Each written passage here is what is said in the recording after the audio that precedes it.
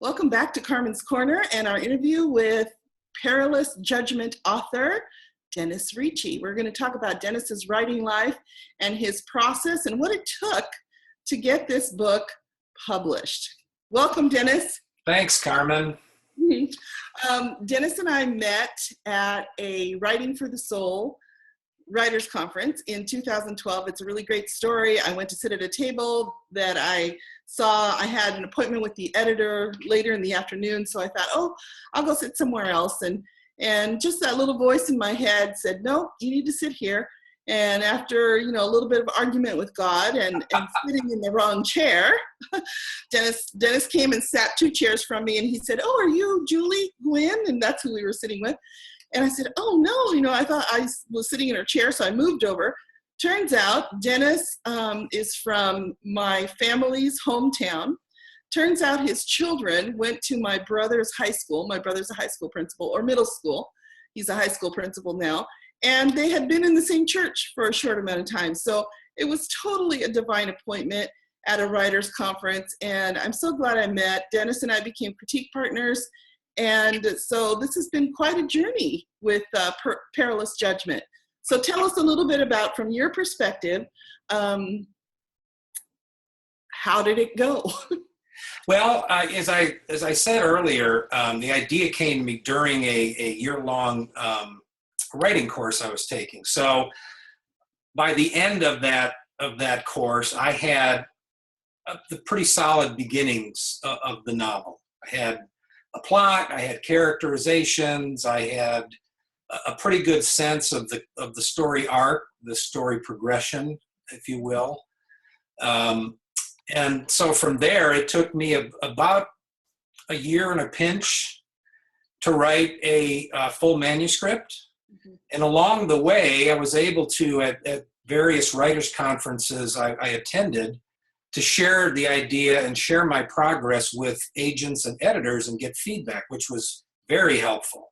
I remember one of the editors I talked to, when I shared my idea, he really liked it, and he said, what would really make it cool is if somebody dies in chapter 1. And I'm like, okay, yeah, I'll file that one away. Yeah. Didn't quite turn out that way, but and he said it because obviously of the kind of genre it is. Not that we want to be killing people, but things happen, right? Yeah, no, the right. kind of story this is. I'd also been able to, get some interest from a couple of different agents along the way. But one in particular, Blythe Daniel, who runs the Blythe Daniel Agency out of Colorado, she and I had a connection, not just about the story, but really, spiritually and personally.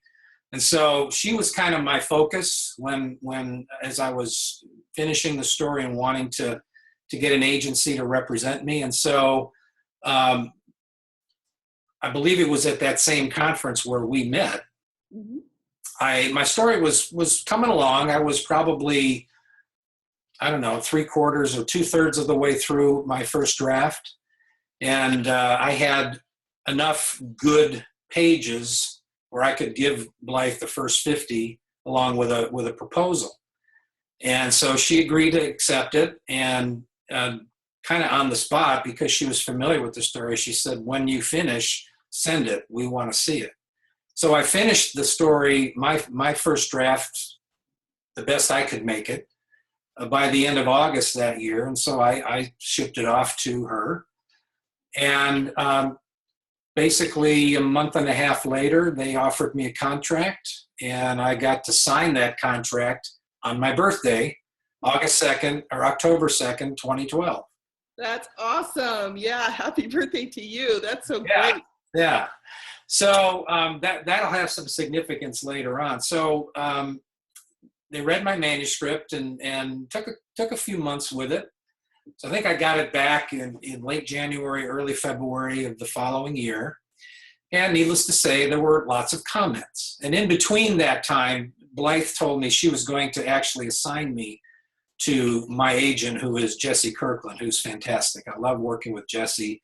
She's not only a really good agent, but she has a great mind for story and one of the things that impressed me most about Blythe's agency is their commitment to story development, to helping their authors, not just rep it to publishers, but help them get it ready for that to happen. So it really was almost a 2-year journey with me and Jesse going back and forth. And, some life happens, interruptions in between. It was far from a straight line, crank it out. So between like early 2013 and early 2015 I did 8 complete rewrites of that story. Amazing. Were you ever at a point where you just said to yourself, I'm going back to marketing? What was I thinking? I don't know that I hit that point. However, I did reach a point in the early fall of 2014 where, I was probably on rewrite number 7 by then. And I felt like the story had gotten away from me, that I'd lost it, that it had gotten convoluted. I'd read a very good craft book on writing thrillers, and there was an idea in there to add another element that I didn't have in the story, and so I did that. And what ended up happening is it kind of got away from me. Right. And so I hit a bit of a crisis point. So you reached that point where the story was getting away from you, and then you did something very special. Tell us about that. Well, my wife Jill and I had a conversation about where I was, and frankly, I was frustrated and even a little despondent about where I was. And she encouraged me to pack up my computer and get away to do a writing retreat. So I did. I packed up my stuff and drove down to San Diego.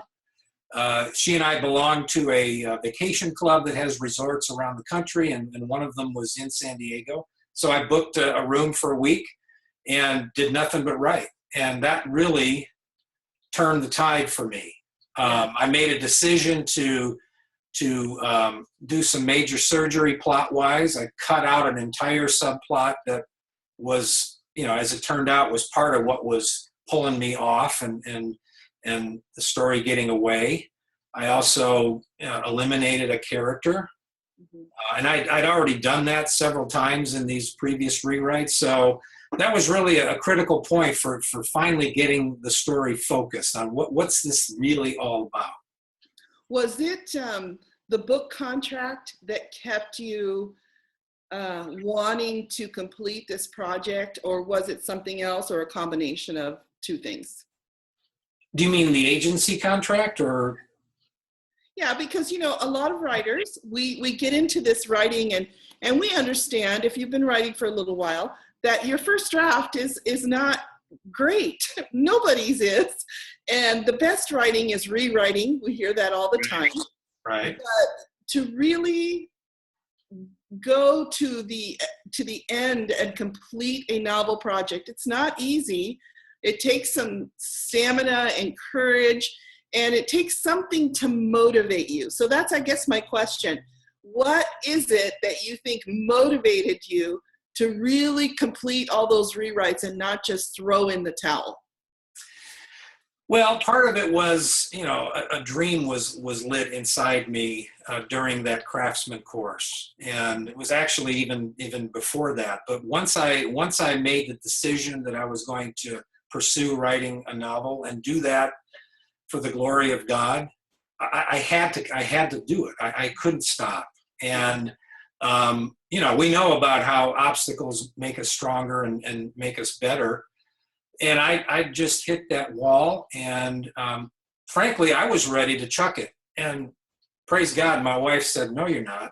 Yes, and that was really important for me. Yes. Without her, I may just have chucked it. Yes, and I think that's something we learn too as we go on in the writing life. You realize that even though, like Hemingway said, it's a solitary, at best, it's a solitary life, the truth is that it sort of takes a village. It takes a community to get a book to publication. You've got critique partners, you've got editors and agents, as you've been talking about, people that encourage you along the way. And definitely there has to be that internal that internal drive Mhm. that makes us persevere. So Yeah. I'm really glad you did persevere. And there was something else that you did that I thought was super interesting. You had an intensive class with a very well-known author. Can you tell us a little bit about that? Sure thing. Well, one of the big moments for me was my agent, Jesse Kirkland. I think it would have been January of 2014 or so. She was checking in on me to see how I was doing. And then she asked me, are you going to enter the ACFW Genesis contest this year? And my answer was, I wasn't planning to because I don't think I'll be ready. And she said, you're ready. Remember, you only have to submit the first 15 pages. You have a full manuscript. And yes, you're revising it, but that's just part of the gig. So I said, okay, I would do it. So I focused on the beginning enough to get it out there and entered the contest. Well, fast forward to September, I won my category. And so I was super excited, and it's like, big milestone. That wasn't the first contest I entered. It was probably the fourth. But it was not only the first time I made it past the first round, clearly winning was amazing. But during that year, I'd signed up for the Novel Writing Intensive, which is a 4-day course taught by two authors, Stephen James and Robert Dugoni, both very successful best-selling thriller writers. So it was like the end of September when I won this award. 2 weeks later, I'm flying up to your area, up to the Seattle area, to go to this intensive. And I think I'd submitted my manuscript entry for that course right after I submitted my final entry in the ACFW because I'd made the finals. And then I got it back. I got back the critique from Stephen, who was my mentor for that 4 days. And I realized that, as far as I'd come, winning the Genesis, as awesome as that is, was kind of like, for me, winning the AAA batting title. Great, a necessary accomplishment, but not quite ready for the show, as they say. Right. So, but it was good. It was good for me to experience that. Yeah. And in particular, there was a moment I had with Bob Dugoni. It was kind of a side conversation. He was very encouraging about the story and where it was going, but he made one suggestion that it was about how I was portraying the antagonist. And he made one suggestion to kind of, I'll just say, as he said it, flip the way the antagonist approached the lead character on a critical issue. And that just released the floodgates for really bringing this thing home. So not only did I learn a ton about craft and about, story structure and story ingredients and all those things that we need to master, but that interaction with someone who'd been there, done that successfully, and to get that kind of input was huge. You can't buy that. It was a critical moment for this book. Okay. So I was so grateful, when it was done and when I got a publishing contract, that because Bob did what he did, he was willing to endorse the book. That's wonderful. So it took something in you also, though, that I think unpublished authors need to cultivate. And that is, number one, the thick skin, but number two, you had the courage to approach, published authors and say, hey, give me some feedback. How do you feel about that even now? If I hadn't done that, we probably wouldn't be having this conversation. Right. Put it that way. And going to writers' conferences, if any of you watching this are wanting to publish a novel, that's the single best thing you can do for yourself. That's right. Because not only do you learn the craft, but you meet the kind of people who can help you become successful. You meet agents and editors who want new writers to be successful. It's not like they've got their hands up and say, I don't know.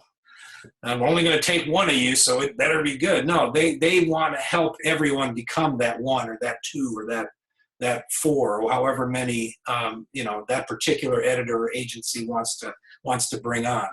Right. So it is the way to go. I know a lot of writers will kind of hole up in their office, crank out stuff, and then send out unsolicited queries. That's like playing the lottery. You don't have to do that. Publishing is like any other business. It's all about people, relationships, and the way to cultivate those is to get in front of them. Writers' conferences are the best environment for that because they want you to meet with them. That's right. I was just this last week, I was at the Oregon Christian Writers Conference here in Portland. It was the first one of theirs that I had been to. But again, what you're saying is so right. All of the editors, all of the speakers, the publishers, they gave you a mentor. The coaches, I had an amazing coaching class that spanned 4 days and 3 or 4 hours each day with Lynn Austin, who is a historical fiction writer. And she was just a gold mine, and she was giving out the nuggets without us having to pan, for gold or anything. She was amazing. But they're all saying the same thing. We want to help you become the best writer you can be. We want to, as Jerry Jenkins says, restock the pool of Christian writers. They're not there to defeat us. They're there to really help. And, I've been to a few other conferences. You and I have been to the Writing for the Soul conference with Jerry Jenkins, which I missed them because they were so wonderful. We've both been to the American Christian Fiction Writers Conference. Right. What conferences have you been to that you plan to go to a conference this year? Well, I've been to 2 this year that were fantastic. The one that for me has kind of been the premier experience has been the Mount Hermon conference here in Northern California. Okay. And I like it because it's close enough where I can drive to it, which makes it great. It's in the same time zone. That has a lot to recommend it. But I was also fortunate to be able to go to Thriller Fest in New York this year, which is obviously a very genre-specific conference, and so I got a whole different perspective that's been helpful for me. That's wonderful. The way they do that particular conference, it's all the instructors are very successful writers. They have a combination of individual workshops with a single author and then panels that were excellent. A wealth of knowledge, of perspective on the craft, on the business side, helping to understand what readers are really looking for out of this genre is terrific. Other conferences I've been to, Writer's Digest used to have an LA conference. I don't think they do it anymore, but I was able to go to that one year. It was really, really excellent. Writing for the Soul was one. There've been, I think my list is about 10 different conferences that I've been to over the years. Right. And I think the point is that when you're a writer, you don't only have to be a writer, you have to sit and write, but you need to be a reader, as we've talked about, and you need to be a learner, because as you continue to go through the journey, you learn more and more. Sometimes I look back now at my manuscript and I just go, oh my goodness, I want to change it because, I've learned something different that I want to apply to make it better. But the point is to just keep learning and keep going. So with Perilous Judgment, congratulations, you did it. Thank you. I want to know what's next. Are we going to see Edward and Jackie and Carlos again, or what's next on your plate?